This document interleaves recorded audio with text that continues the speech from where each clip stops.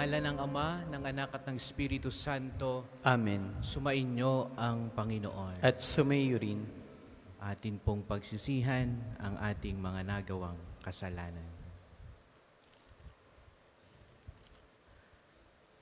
Sinugong tagapagpagaling sa mga nagsisisi, Panginoon, kaawaan mo kami. Panginoon, kaawaan mo kami. Dumating na tagapag-anyayang mga makasalanay magsisi, Kristo, kaawaan mo kami. Kristo, kaawaan mo kami. Nakaluklok ka sa kanan ng Diyos Ama para ipamagitan kami. Panginoon, kaawaan mo kami. Panginoon, kaawaan mo kami. Kaawaan nawa ng ating Panginoong Jesucristo, ang ating patawarin tayo sa ating mga kasalanan at patnubayan tayo sa buhay na walang hanggan. Amen. Papuri sa Diyos sa kaitasan at sa lupa'y kapayapaan sa mga taong kinalulugdan niya. Pinupuri ka namin, dinarangal ka namin, sinasamba ka namin, pinagbubunyi ka namin, pinasasalamatan ka namin, dahil sa dakila mo ang king kapurihan. Panginoong Diyos, Hari ng langit, Diyos amang makapangyarihan sa lahat. Panginoong Jesucristo, bugtong na anak, Panginoong Diyos, Kordero ng Diyos, anak ng Ama.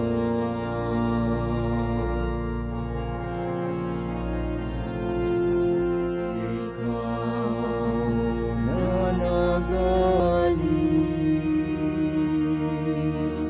ng mga kasalanan ng sanlibutan, maawa ka sa amin. Ikaw na nagalis ng mga kasalanan ng sanlibutan, tanggapin mo ang aming kahilingan. Ikaw na naluluklok sa kanan ng Ama, maawa ka sa amin, maawa ka sa amin, sapagkat ikaw lamang ang banal, ikaw lamang ang Panginoon, ikaw lamang, O Jesucristo, ang kataasasan, kasama ng Espiritu Santo, sa kadakilaan ng Diyos Ama. Amen. Amen.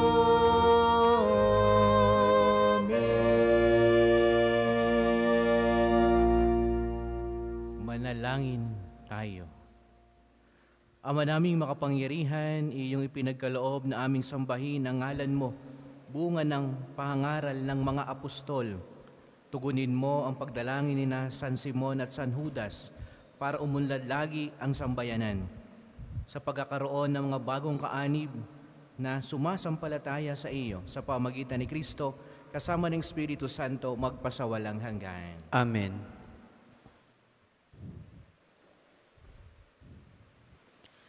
Pagbasa mula sa sulat ni Apostol San Pablo sa mga taga-Efeso.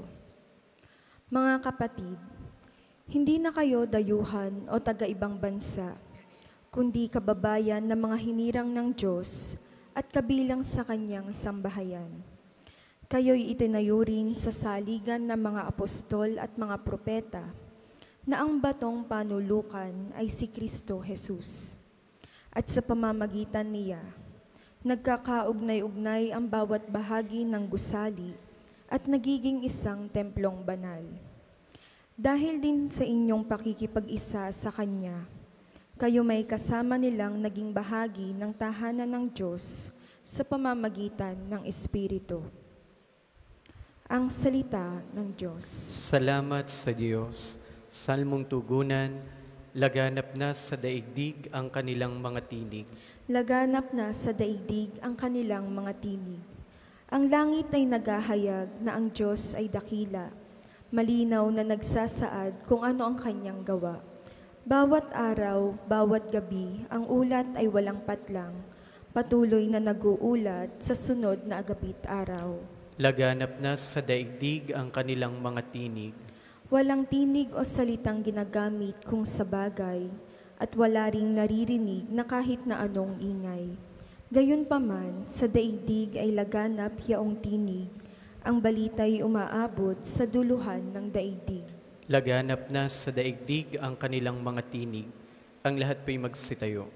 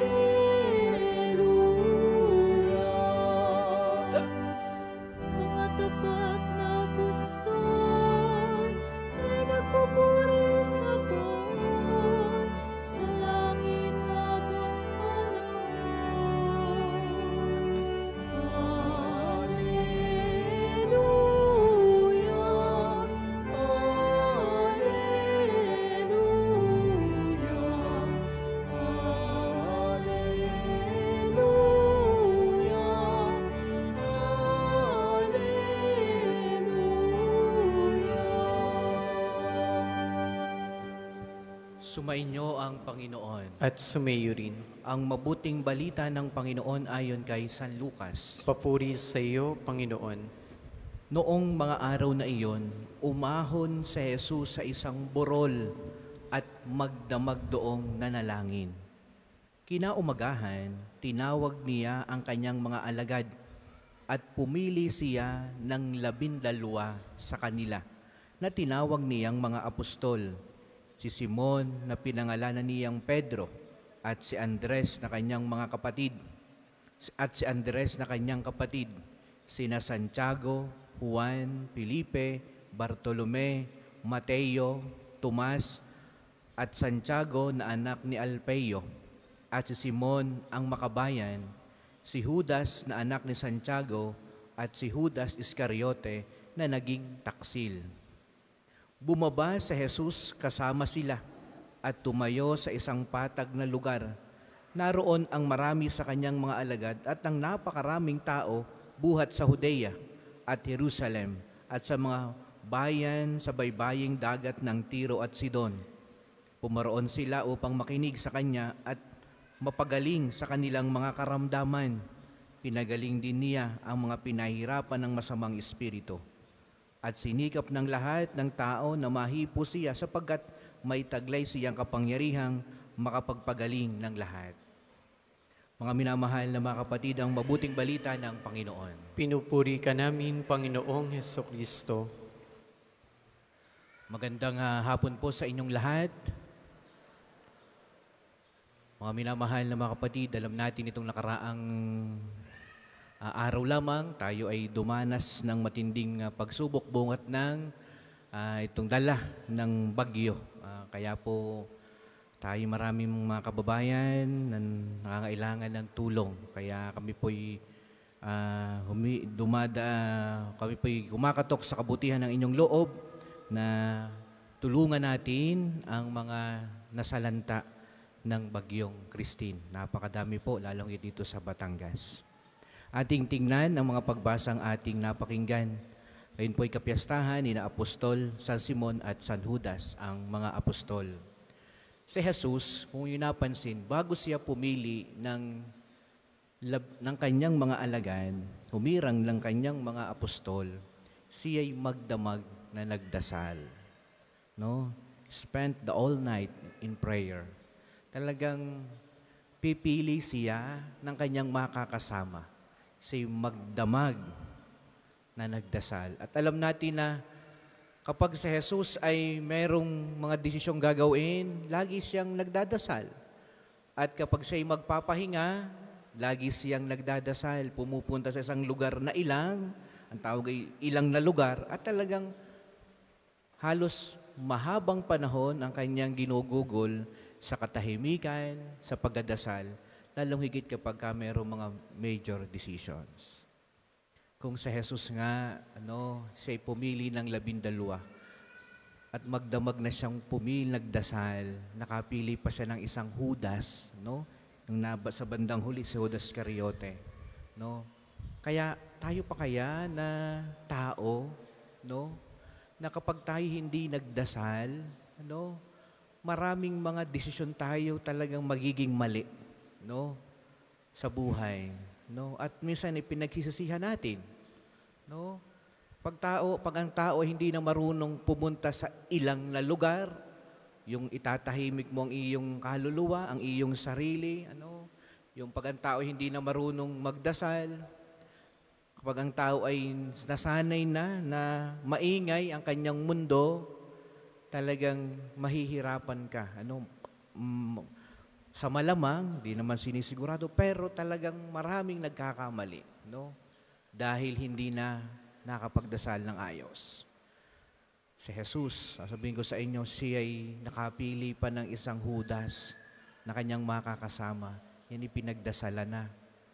Kaya mga minamahal na mga kapatid, dapat sa atin, lalo higit tayong mga tao, mas mahaba dapat ang panahon natin sa katahimikan.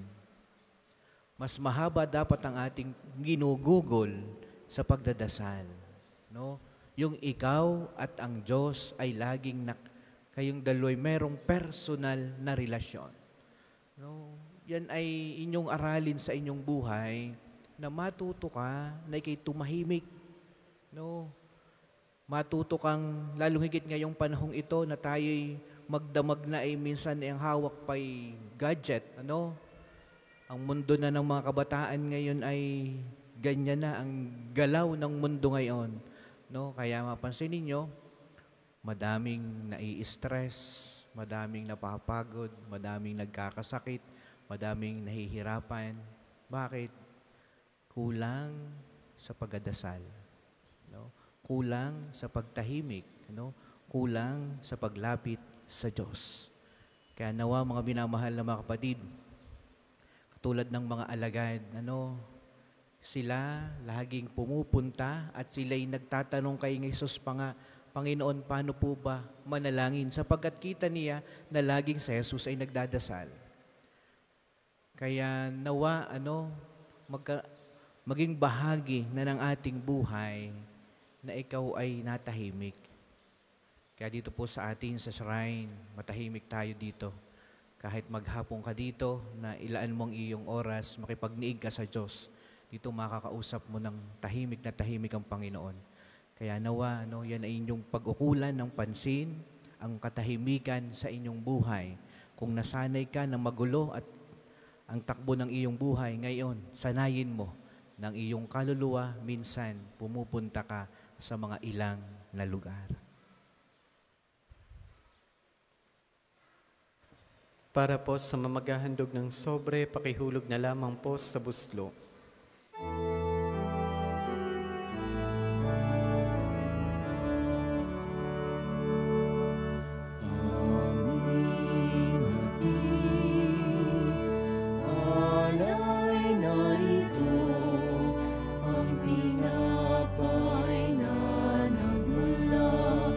sa pagpapala mo.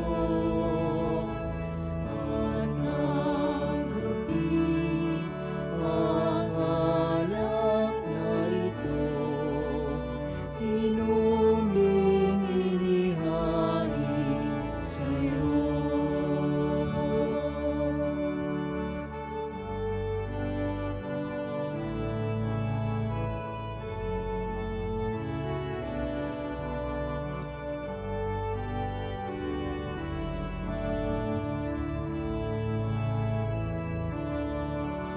Magsitayo po ang lahat. Manalangin kayo mga kapatid upang itong ating paghahain ay kalugdan ng Diyos Amang makapangyarihan. Tanggapin nawa ng Panginoon itong paghahain sa iyong mga kamay, sa kapurihan niya at karangalan sa ating kapakinabangan at sa buong sambayaniyang banal. Ama naming lumikha, kaming nagpaparangal sa walang maliw na kadakilaan ni na Apostol San Simon at San Judas, ay nakikiusap na tanggapin mo ang aming mga alay at takayin mo kami sa pagdiriwang na marapat sa paghahaing ito at sa pamagitan ni Jesucristo kasama ng Espiritu Santo magpasawalang hanggan. Amen. Sumainyo ang Panginoon. At sumayo rin. Itaas sa Diyos ang inyong puso at diwa. Itinaas sa namin sa Panginoon. Pasalamatan natin ang Panginoong ating Diyos. Marapat na siya'y pasalamatan. Ama naming makapangyarihan, tunay ngang marapat na ikaw ay aming pasalamatan. Ikaw ang pastol na laging pumapatnubay sa mga kabilang sa nililingap mong kawan. Ito ang ginanap na pananagutan ng giliw mong anak at pastol ng lahat. Ang mga apostol ay kanyang mga katuwang sa pagiging pastol na patnubay ng lahat. Kaya kaisa ng mga anghel na nagisiawit ng papuri sa iyo, nang walang humpay sa kalangitan, kami nagbubunyi sa iyong kadakilaan.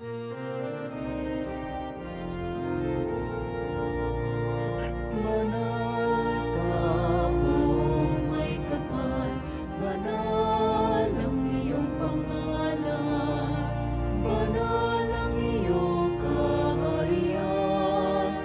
Langit lupa'y nagpupugay sa iyong kadakilaan. Dinaragilan ang lahat, ang naparito mong anak, na siyang nagmulat sa mula, sa pilayay nagpalakad at nakiramay sa lahat. Kung hindi po kayang lumuhod, manatiling nakatayo na may paggalang. Ama naming banal, ikaw ang bukal ng lahat ng kabanalan, kaya't sa pamagitan ng iyong Espiritu gawin mong banal ang mga kaloob na ito, upang para sa amin ay maging katawan at dugo ng aming Panginoong Hesukristo. Bago niya pinagtiis ang kusang loob na maging handog, hinawakan niya ang tinapay, pinasalamatan kaniya, pinagati-hati niya iyon, iniabot sa kanyang mga alagad at sinabi, tanggapin ninyong lahat ito't kanin, ito ang aking katawan na ihahandog para sa inyo.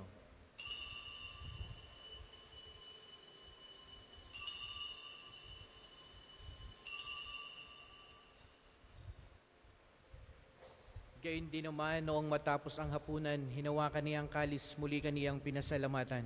Iniabot niya ang kalis sa kanyang mga alagad at sinabi, tanggapin ninyong lahat ito tinumin, ito ang kalis ng aking dugo, ng bago at walang hanggang tipan. Ang aking dugo na ibubuhos para sa inyo at para sa lahat, sa ikapagpapatawad ng mga kasalanan, gawin niyo ito sa pag-alaala sa akin.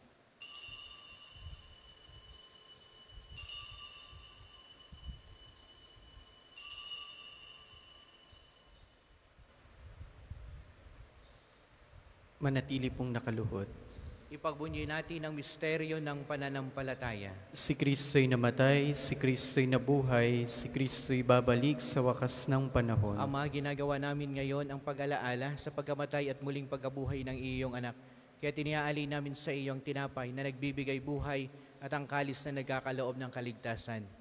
Kami nagpapasalamat dahil kami iyong minarapat na tumayo sa harap mo para maglingkod sa iyo. Isinasamo namin kaming magsasalo-salo sa katawan at dugo ni Kristo ay mabuklod sa pagkakaisa sa pamamagitan ng Espiritu Santo. Ama, lingapin mo ang iyong simbahang laganap sa buong daigdig. Pususin mo kami sa pag-ibig kaysa ni Francisco na aming Santo Papa, ni Gilbert na aming obispo at ng Tanang Kaparian. Alalahanin mo rin ang mga kapatid naming nahimlay na may pag-asang sila'y muling mabubuhay, gayon din ng lahat ng mga pumanaw. Kaawaan mo sila at patuloyin sa iyong kaliwanagan. Kaawaan mo at paging dapatin kaming lahat na makasalo sa iyong buhay na walang wakas. Kaisa ng mahal na Birheng Maria na ina ng Diyos, ni San Jose na kanyang kalininisang esposo, kaisa ng mga apostol at ng lahat ng mga banal na namuhay dito sa daigdig ng kalugod-lugod sa iyo. May pagdiwang nawa namin ng pagpupuri sa ikararangal mo sa pamagitan ng iyong anak na aming Panginoong Heso Kristo. Sa pamagitan ni Kristo, kasama niya at sa Kanya, ang lahat ng parangal at papuri ay sa iyo, Diyos amang makapangyarihan, kasama ng Espiritu Santo, magpasawalang hanggan.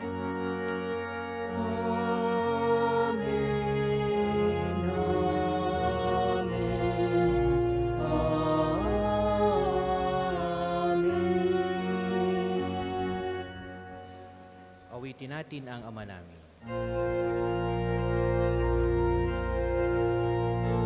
Ama namin, sumasalangit ka, sambahin ang ngalan mo, mapasamin ang kaharian mo, sundin ang loob mo dito sa lupa para nang sa langit. Bigyan mo kami ngayon ang aming kakanin sa araw-araw, at patawarin mo kami sa aming mga sala, para na pagpapatawad namin sa nakakasala sa amin, at huwag mo kaming ipahintulot sa tukso, at iadya mo kami sa lahat ng masama. Hinihiling namin kami adya sa lahat ng masama pagkalooban ng kapayapaan araw-araw. Iligtas sa kasalanan at ilayo sa lahat ng kapahamakan, samantalang aming pinananabigan ang dakilang araw ng pagkapahayag ng tagapagligtas naming si Heso Kristo. Sapagkat iyo ang kaharian at ang kapangyarihan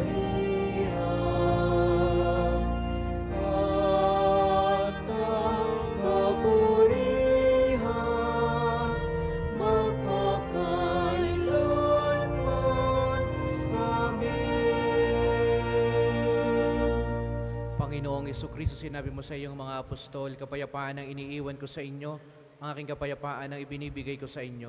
Tunghayan mo ang aming pananampalataya at wag ang aming mga pagkakasala. Pagkalooban mo kami ng kapayapaan at pagkakaisa ayon sa iyong kalooban, kasama ng Espiritu Santo, magpasawalang hanggan. Amen. Ang kapayapaan ng Panginoon naway lagi pong sumainyong lahat. At sumayo rin. Magbigayan kayo ng kapayapaan sa bawat isa.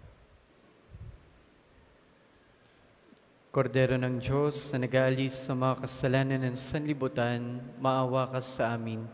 Kordero ng Diyos na nag-aalis sa mga kasalanan ng sanlibutan, maawa ka sa amin.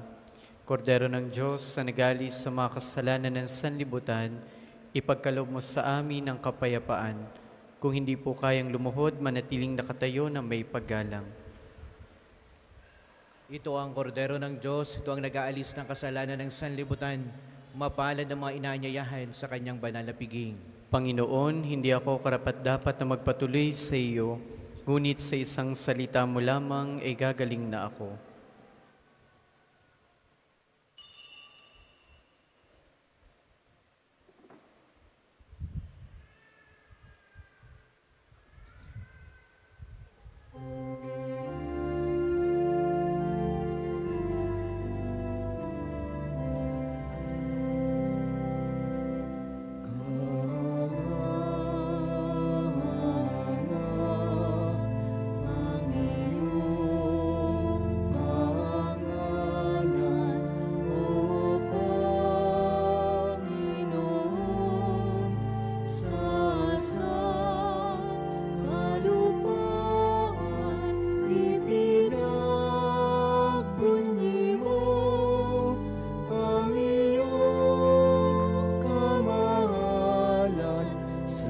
buong kalangitan.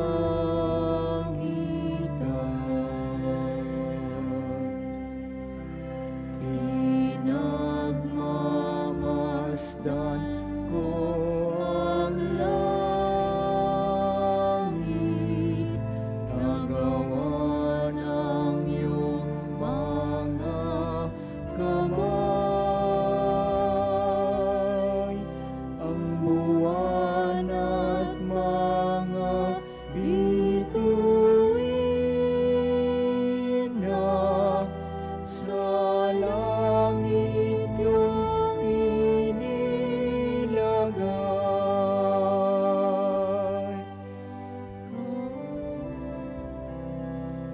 Ang second collection po ay para sa patuloy na pagpapaunlad ng parokya at pambansang dambana ni Santo Padre Pio at para sa pangangailangan ng matatanda at may sakit na mga pari ng Archdiocese ng Lipa.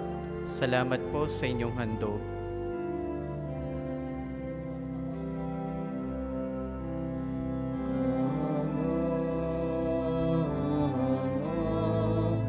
Ang iyong pangalan, O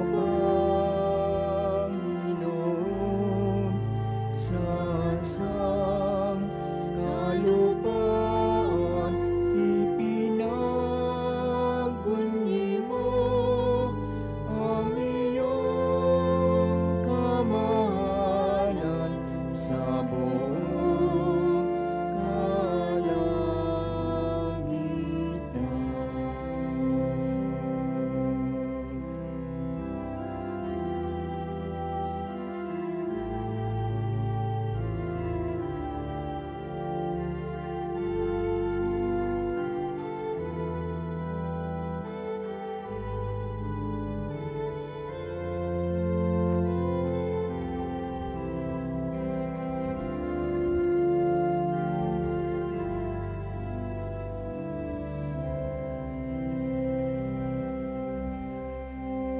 Magsitayo po ang lahat.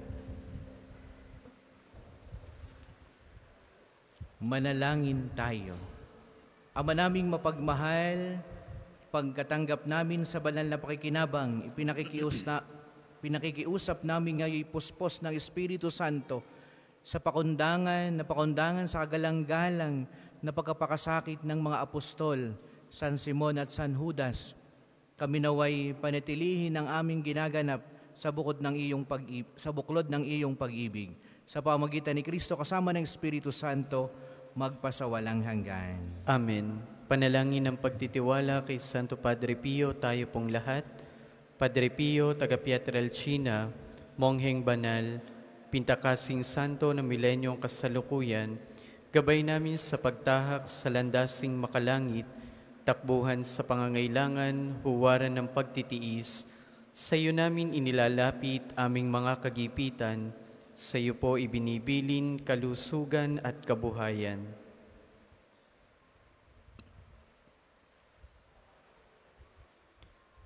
Di man karapat-dapat kami po ay pagbigyan, bendisyonan at basbasan maging ganap sa buhay.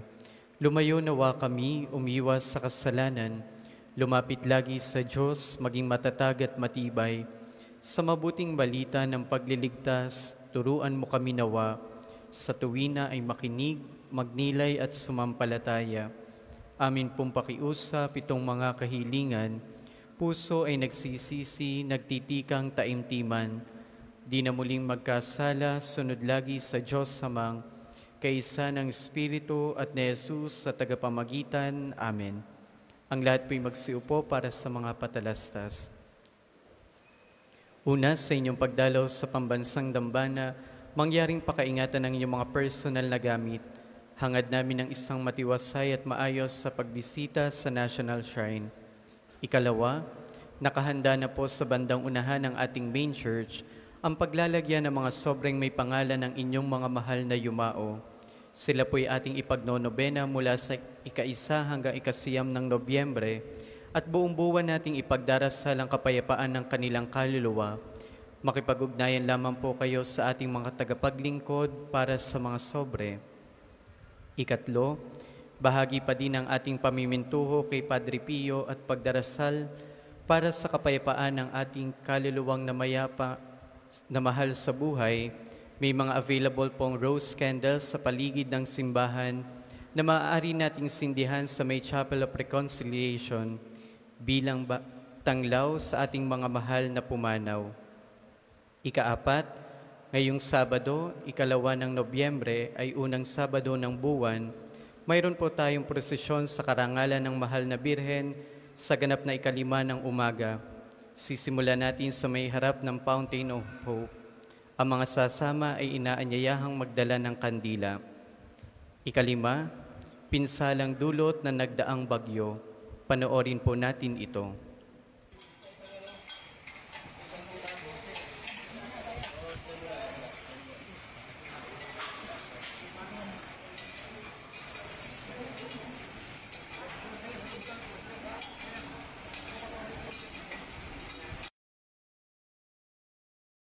Mga kapiyo, pansamantalang wala po muna tayong parking space na magagamit sa loob ng pambansang dambana dahil sa pagkasira ng tulay papunta sa parking area. Mula po sa parking A, mga tao lamang ang maaaring makapasok at limited parking slot lamang po ang meron doon. Maraming salamat po sa inyong pangunawa at asahan natin na matinding traffic lalo na kung Sabado at Linggo. 6, pakinggan natin ngayon ang Archbishop Gilbert, ang Arsobispo ng Lipa.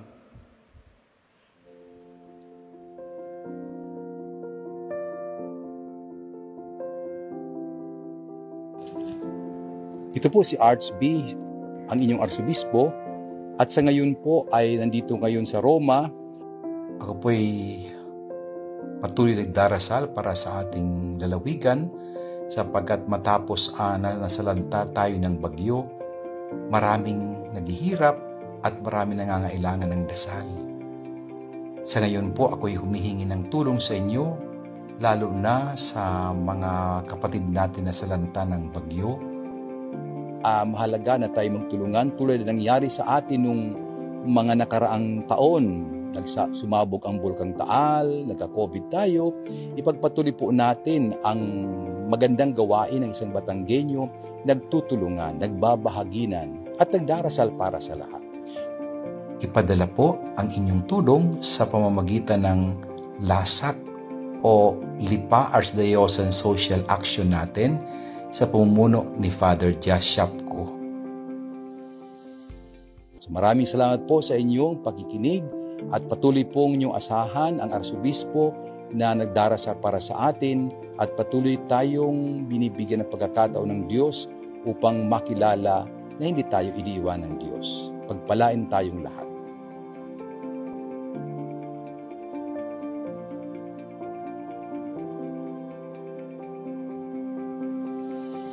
Ang dambana ni Santo Padre Pio ay handang tumanggap ng inyong mga tulong at donasyon na ating ipapamahagi sa ating mga kapatid na nasalanta ng Bagyong Christine.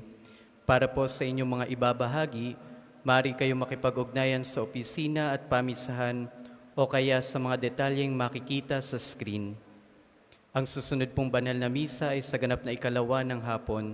Maraming salamat po at mangyaring panatilihin natin ang kalinisan, katahimikan at diwa ng pananalangin sa loob at labas ng simbahan. Magsitayo na po ang lahat para sa pagbabasbas ng religious articles. Mga kapatid, manalangin tayo sa Diyos Amang makapangyarihan upang tayo maging kawangis ni Kristo sa taimtim na pagdalangin sa tulong ng mga larawan at mga dasalan. Niyo pong ilabas ang inyong mga pabeblesan. O Panginoong Diyos, Ikaw ang bukal ng lahat ng pagkapal at biyaya.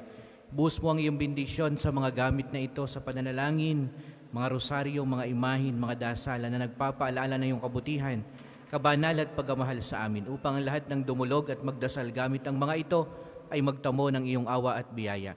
Loobin mong tularan nawa nila ang kabanal at aral ng Panginoon at ng mga santo magpasawalang hanggan. Amen. Tayo pong lahat, Ama namin, sumasalangit ka, sambahin ang ngalan mo, mapasa amin ang kaharian mo, sundin ang loob mo dito sa lupa para nang sa langit.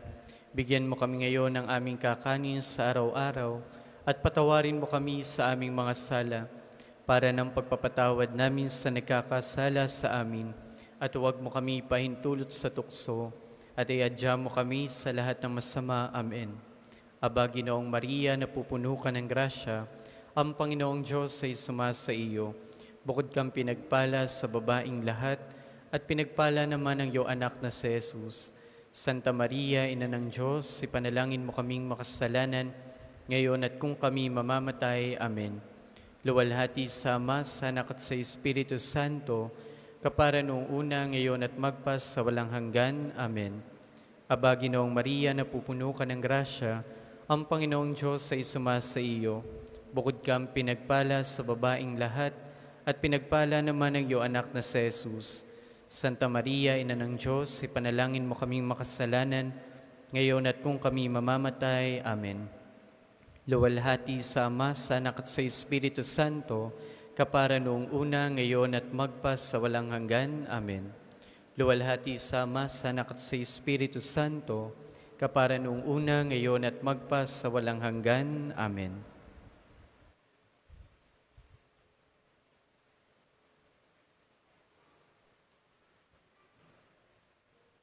Sumainyo ang Panginoon. At sumayo rin. At pagpalaing kayong lahat ng makapangyarihang Diyos, ang Ama, ang Anak at ang Espiritu Santo. Amen. Ang banal na misa'y naialay na, humayo kayong mapayapa. Salamat sa Diyos. Uri ng mahal, narito kami, awit-awit ng Ave Maria, sa anak mong si Jesus. Puso na